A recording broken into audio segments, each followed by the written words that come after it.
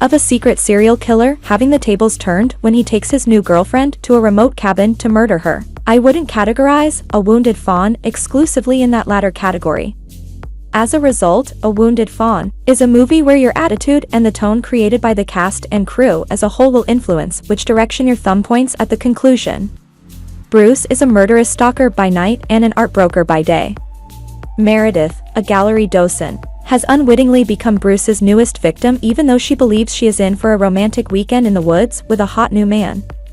After a slow escalation of supernatural interference that seemed to be Meredith's warning to be cautious, the foreboding presence plaguing Bruce's thoughts finally drives him to kill. When things don't go exactly as planned, Bruce finds himself in a terrifying dream world where former victims, dressed as Greek furies, torture him in order to make him face his true, evil nature. I truly meant it when I declared that A Wounded Fawn applies psychedelic experimentation open to philosophical interpretation. After a very unremarkable first act, the second act pushes theatrical language, cryptic allusions to mythology from long ago, and hallucinogenic images. In fact, things become so bizarre that the last 30 minutes are devoted to a succession of bizarre tableaus frightening Bruce's mind. The first half of what I mean by the movie's mood is how A Wounded Fawn employs thematic fantasy to craft a narrative. The artistic approach makes up the other half. Throwback thrillers seldom, if ever, manage to recreate the times they are imitating in an entirely believable manner.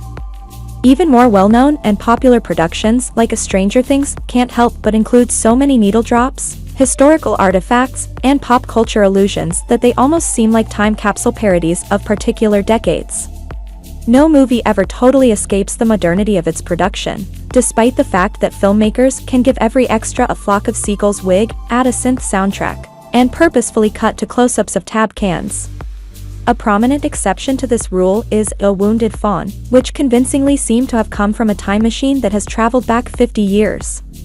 Since Meredith uses a cell phone multiple times, the novel isn't actually set in the 1970s. But in addition to being captured on film, A Wounded Fawn also appears to have been shot with a vintage lens whose glass faithfully reproduces the distinctive lines, hues, and grain of an ancient Italian giallo.